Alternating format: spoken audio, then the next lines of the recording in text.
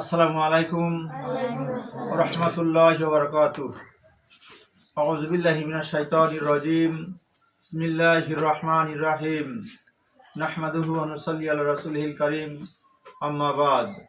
ফাকাদ ক্বালা আল্লাহু তাবারাকা ওয়া তাআলা ফি কালামিহিল মাজিদ ওয়া ফি ফুরকানিহিল হামিদ। ইউফাস সাবিরুনা আজরাহুম বিগাইরি হিসাব। আল কোরআন। আল্লাহ সুবহানাহু ওয়া তাআলা আমাদেরকে খুব সুন্দরভাবে সৃষ্টি করে দুনিয়ার বুকে পাঠিয়েছেন এবং সৌন্দর্য মণ্ডিত করে। এই পৃথিবীটা হলো একটা প্রান্তশালা, প্রান্ত নিবাস, অর্থাৎ জিরোবার জায়গা, ক্ষান্ত হওয়ার জায়গা কিছুক্ষণ, আবার বিশ্রামাগার, এই মুসাফিরখানা, এখানে কেউ থাকতে পারবো না। আল্লাহ সুবহানাহু ওয়া তাআলা পাক পবিত্র, তাই উনি বলেছেন তোমরা পাক পবিত্র অবস্থায় থাকো এবং পাক পবিত্র অবস্থায় আমার কাছে আসো।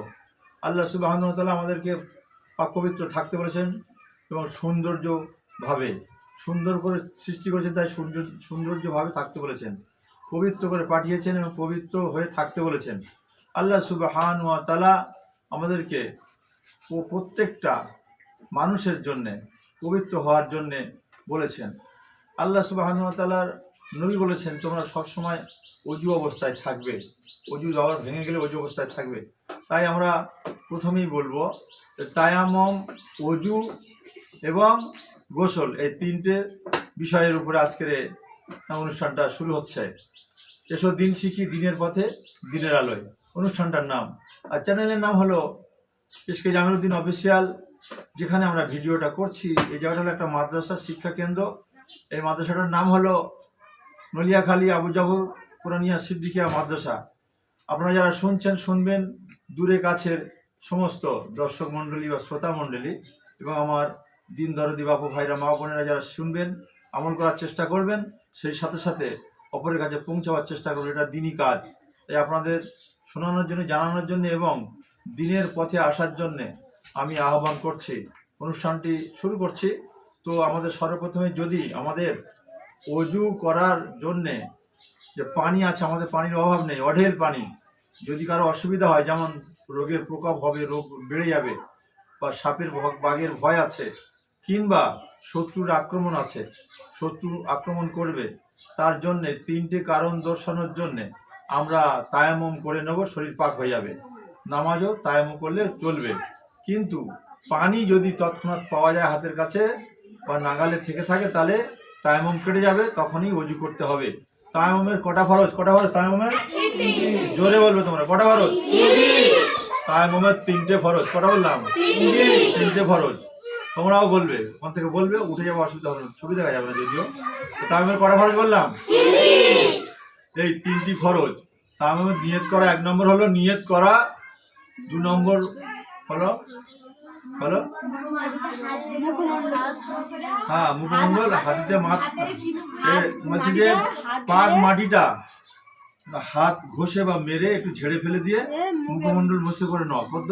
এই চুলের গোড়া থেকে নিয়ে এই কানের থেকে, লতি থেকে বলছে থুতনি পর্যন্ত, অর্থাৎ এই নলি পর্যন্ত, হ্যাঁ, যাকে আমরা আল টাকরার ওই যে উঁচু মতো থাকে না, ওই পর্যন্ত মুছে নেওয়াটা হলো ফরজ। আর একটা ফরজ হলো হাতের কোনো পর্যন্ত মুছে নেওয়া, মশলা করে নেওয়া ফরজ। তাহলে 3টে ফরজ হয়ে গেল তায়াম্মুমের। আমি তখন পাক পবিত্র হয়ে গেলাম, তাহলে এতে নামাজ চলবে। যদি ওই সময় সঙ্গে সঙ্গে পানি পাওয়া যায়, সুস্থ সবল শরীর, যাদেরকে পানির প্রকোপ, অর্থাৎ রোগের প্রকোপ বাড়বে পানি হাটকালে, তাহলে তাদের জন্যে কিন্তু তায়াম্মুম করা বৈধ। আচ্ছা, গেল। আর তারপর হলো অজু। অজুর মধ্যে কটা ফরজ বললাম? অজুর মধ্যে কটা ফরজ বলেছি তোমাদের? অজুর মধ্যে 4টে ফরজ। অজু করা হয় কেন? পাক পবিত্র থাকার জন্যে। আর অজু ছাড়া নামাজ হয় না। কোরআন শরীফ পড়া যাবে, কিন্তু কোরআন শরীফ ছোঁয়া যাবে না, অর্থাৎ টাচ করা যাবে না। সেজন্য করে অজু আমাদের হার হালতে করে থাকতে হবে। আর এই অজু অবস্থায় যদি কেউ মারা যায়, আল্লাহ সুবহানাহু ওয়া তাআলার কাছে আমরা পাক পবিত্র হয়ে যেতে পারি। তাই অজু অবস্থায় থাকা সব থেকেই ভালো। আমরা তো পেশাব করেও পানি খরচা করি, কিন্তু পানি খরচা করার একটা নিয়ম আছে। প্রথমে আমরা কুলুপ নেব, কুলুপ ব্যবহার করার পরে তারপরে পানি খরচা করব, তাহলে আমাদের শরীরটা পাক পবিত্র হয়ে যাবে। অনেকে তো পেচ্ছাপ করেও পানিও নেয় না, এই জন্য নাপাক থাকে। আর এই নাপাক অবস্থায় যদি আল্লাহর দরবারে ফিরে যায় তাহলে আমাদেরকে আল্লাহ গ্রহণ করবে বলে মনে হয়? হ্যাঁ, জোরে বলতে পারবে না? তাহলে আমরা পাক পবিত্র থাকবো ইনশাআল্লাহ। আল্লাহ তৌফিক দান করুক, আমিন। আচ্ছা, ওযুর মধ্যে 4টি ফরজ। ওযুর মধ্যে কটা ফরজ বললাম? 4টি ফরজ। 1 নম্বর কি বলো? 1 নম্বর মুখমণ্ডল ধৌত করা। 1 নম্বর মুখমণ্ডল ধৌত করা। আর 2 নম্বর দুই হাতের কনুই পর্যন্ত ধৌত করা। তাহলে 2 নম্বর হাতের দুটো কনুই পর্যন্ত ধুইব। ওইটি প্রথম কোন হাত ধুইব? ডান হাত ধুইব প্রথমে। আচ্ছা, তারপরে 3 নম্বর মাথা মোছা করা। মাথা মোছা করবে কেমন? এরকম যে এই আঙুলগুলো এরকম নেবে। কিরকম নেবে? এই 3টা আঙুল, কেড়ে আঙুল, তারপর আঙুল, তারপর মধ্যমিক আঙুল, এই 3টা আঙুল এরকম আঙুল, আমুল না আঙ্গুল, এরকম নিয়ে শুধু এই আঙুলের ডগাগুলো যাবে এইভাবে। এবার হাতের তালুটা আসবে এইভাবে। তারপরে এই দুটো সাদা আঙুল, এই সাদা আঙুল কানের এরকম ছিদ্র মধ্যে দিয়ে এই যত বেড় আছে অর্থাৎ এই ব্যান্ডগুলো এরকম বুলিয়ে নেবে। আর এই দুটো বৃদ্ধ আঙুল, এই দুটো বৃদ্ধ আঙুল, আমরা বুড়ো আঙুল বলি, এটা বৃদ্ধ আঙুল, এরকম কানে অবধিতে এরকম পেঁচিয়ে এরকম ঘুরিয়ে নেবে। আর এই উল্টো পিঠ দুটো ঘাড়ে ঘুরিয়ে নেবে। আচ্ছা, এই ওযুর 4টে ফরজ হয়ে গেল। ওযু করার সময় প্রত্যেকটা অঙ্গ ধোয়ার সময় বিসমিল্লাহির রহমানির রহিম বলবে। কি বলবে? বিসমিল্লাহির রহমানির রহিম বলবে। না বললে কি হবে? ওযু শুদ্ধ হবে না, ওযু শুদ্ধ হবে না। সেহেতু আমরা হ্যাঁ ঠিক আছে। তাহলে ওই 4টে ফরজের মধ্যে পায়ের গোড়ালি ধোয়া ফরজ। বোঝা না? মাথা মোছা করা আর পায়ের গোড়ালি পর্যন্ত ধোয়া। ডান পা ধুইবে, বাম হাতের আঙুল দিয়ে ওই ডান পায়ের ওই যে আঙুলের মানে যে ফাঁকগুলো ওগুলো দিয়ে হাত দিয়ে পরিষ্কার করে, বাম হাত দিয়ে, হ্যাঁ, গাঁটের ওপর পর্যন্ত ধুইবে যেন কোনো জায়গায় শুকনো না থাকে, তাহলে কিন্তু ওযু হবে না। বা এবার লাস্টে বাম পায়ে গিয়ে শেষ হবে ওযু। কি হবে? ওযুও শেষ, ফরজও শেষ। বুঝে এসছে? আচ্ছা, তাহলে বোঝা গেল। তাহলে ওযুর 4টে ফরজ। 1 নম্বর মুখমণ্ডল ধৌত করা। কোত্থেকে? এরকম চুলের গোড়া থেকে কানের লতি আর এই ঠোঁটনি পর্যন্ত 3বার ধুইতে হবে। বেটা ছেলে যাদের দাড়ি ঘন আছে তাদের দাড়ি খেলাল করতে হবে, পানি পৌঁছাতে হবে। যদি পানি না পৌঁছানো যায় তাহলে কিন্তু ওযু হবে না। আচ্ছা, 3য় নম্বর বলা হয়েছে। 3 নম্বরটা কি? মাথা মোছা করা। 3 নম্বর মাথা মোছা দেখিয়ে দেওয়া হয়েছে। 4 নম্বর পায়ের গোড়গাঁট পর্যন্ত ধোয়া, প্রথম ডান পা তারপর বাম পা। ঠিক আছে? তাহলে 4টে ফরজ হয়ে গেল। আচ্ছা, এবার কথায় আসি। ওযু করার সময় প্রত্যেকটা অঙ্গ ধোয়ার সময় বিসমিল্লাহির রহমানির রহিম তোমরা বলবে। খবরদার, এই বিসমিল্লাহির রহমানির রহিম বলতে যেন ভুলে যাও না, কেননা ওযু শুদ্ধ হবে না। আবু হানিফা রহমাতুল্লাহ আলাইহি বলছে যে হয়ে যাবে, কিন্তু অন্যান্য ইমাম সাহেব বলছে বিসমিল্লাহির রহমানির রহিম বলতে হবে, বলা বৈধ। আচ্ছা, এবার না হলে বিসমিল্লাহিল আলিল আজিম আলহামদুলিল্লাহ আলা দিনিল ইসলাম আল হক কুফার বাতিলুন, এটা বলতে পারো। বিসমিল্লাহিল আলিল আজিম আলহামদুলিল্লাহ আলা দিনিল ইসলাম আল হক আল হক কুফার বাতিলুন, এটা বলবে। আচ্ছা, তারপরে হলো প্রথম গেল কি? তায়াম্মুম, তারপরে গেল ওযু, তারপরে গেল এবার আসছে সামনে কি? গোসল। আচ্ছা, গোসল করব। গোসল আমরা যে প্রত্যেক দিনের গোসল করাটা মোস্তাহাব। কি গোসল করাটা কি মোস্তাহাব? মানে ভালো, শরীরের পক্ষে উপকার, ময়লা দূর হয়ে যাবে, রোগ বালাই থেকে বেঁচে যাওয়া থাকবে, শরীর সুস্থ থাকবে। প্রত্যেক দিনের জন্য গোসল করা মোস্তাহাব বলা হয়েছে। আচ্ছা, এবারে আমরা বলা হয়েছে যে আমরা প্রত্যেকটা মানুষের জন্যে বলা হয়েছে আরেকটা সবচেয়ে 1 নম্বর জিনিস হলো সাংসারিক জীবনে যারা জওয়ান যুবতী আছে তাদের জীবনে গোসল ফরজ অবশ্য হয়ে আসে। এই গোসলের কটি ফরজ? 3টি ফরজ। গোসল কটি ফরজ? গোসল কটি ফরজ? 1 নম্বর গড়গড়ার সহিত কুল্লি করা। আগে নরম গোশ পর্যন্ত, মাংস পর্যন্ত আমরা বলি, অংশ পর্যন্ত পানি পৌঁছানো। এই মানে কড়ি আঙুল, যাকে মানে কনিষ্ঠ ছোট আঙুল আর বৃদ্ধ আঙুল দিয়ে নাক পরিষ্কার করা। আচ্ছা, তারপরে সমস্ত শরীর তর ভেতর করে ধৌত করা, এমন জায়গা যেন শুষ্ক না থাকে। বলছে চুল পরিমাণ শুষ্ক থাকলে তাহলে গোসল শুদ্ধ হবে না। ঠিক আছে? প্রথমে আমরা গোসল করব। ফরজ গোসলটা কেমন বলা হয়েছে যে প্রথম আমরা ঘাটে যাব, ঘাটের ডান দিকে বসবো, আর ডান দিকে বসে ওযু করব। ওযু করে পানি নামবো।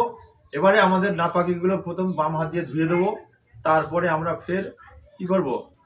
গড়গড়ার সহিত 3বার কুল্লি করব। তিনবার নাকের মানে নরম অংশ পর্যন্ত পানি পৌঁছাবো, সমস্ত শরীরটা তরবেতর করে ধোয়া হবে।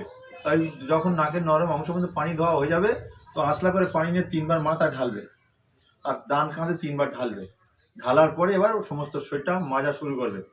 এবং যেসব জায়গা বলা হয়েছে যে অন্ধকার জায়গা, অর্থাৎ যেসব জায়গায় বলা হয়েছে অন্ধকার জায়গায়, যাকে বলা হয় শরীরের মধ্যে, অর্থাৎ লুকোনো জায়গাগুলো হাত দিয়ে পরিষ্কার করে পানি দিয়েও পৌঁছে দেবে। খবরদার, তাতে কিন্তু ভালো হবে, না হলে ওই গোসল হবে না, গোসল শুদ্ধ হবে না। তার কারণ ওই সব জায়গাগুলো পানি পৌঁছায় না।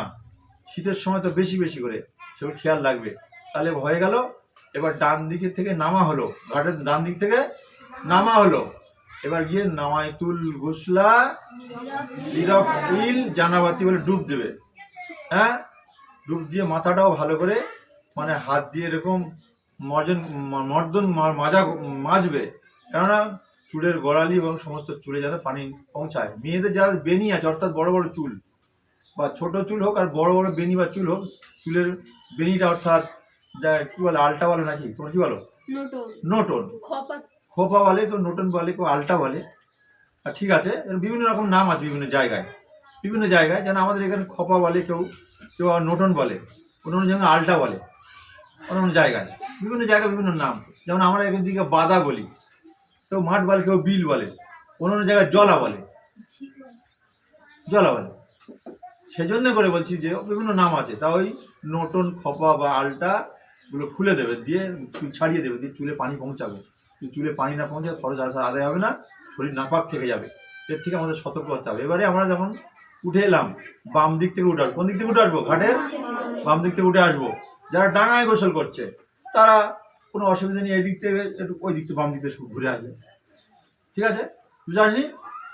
আচ্ছা, যখন আমরা ওই কাপড় চোপড়গুলো ধৌত করবো, ভালো করে লক্ষ্য করবো যে কোথায় নাপাকি লেগে আছে, সেগুলো ভালো করে মেজে পরিষ্কার করে একবার ধুইলাম, তারপর সেটা একটু নিগড়ে দিলাম, তারপর ফের ধুইলাম, ফের নিগড়ে দিলাম, তারপর ফের ধুইলাম, ঝাড়া মেরে নিগড়ে, সব থেকে জোরে নিগড়িতে হবে, শেষবারে নিয়ে চলে আসতে হবে, তো পাক হয়ে যাবে। তাতে একবার ধুয়ে নেবে, কোনোতে পাক হবে না। প্রতিদিনের জন্যে যখন আমরা যে কোনো সময়ে, প্রতিদিনের জন্যে এবং যে সময়ে আমরা জামা কাপড় ধোয়াধুয়ি করবো, 3বার নিগড়বো, 3বার ধুইবো। ইনশাল্লাহ আমরা এটা করবো। ইনশাল্লাহ মনে থাকবে তো? তাহলে আমাদের শোনা হয়ে গেল। আচ্ছা, এবারে আমরা তায়াম্মুম, ওযু, গোসল, তায়াম্মুমের ফরজ, ওযুর ফরজ এবং গোসলের ফরজ শুনলাম। এতে করে আমাদের প্রত্যেকেরই খেয়াল রাখা দরকার এবং খেয়াল রাখবে সবাই। আপনারা যারা শুনবেন দূরের কাছে, সবাই শোনার পরেও এটা আমল করার চেষ্টা করবেন, অপরের কাছে শেয়ার করে পৌঁছে দেবেন, বেশি বেশি করে সাবস্ক্রাইব করবেন, আমাদের আগামী ভিডিওর জন্য ভিডিও করার জন্য আমাদের উপকার করবেন এবং সাহায্য করবেন। যদি কোনো ভুল ভ্রান্তি হয় ক্ষমার চোখে দেখবেন। আসসালামু আলাইকুম।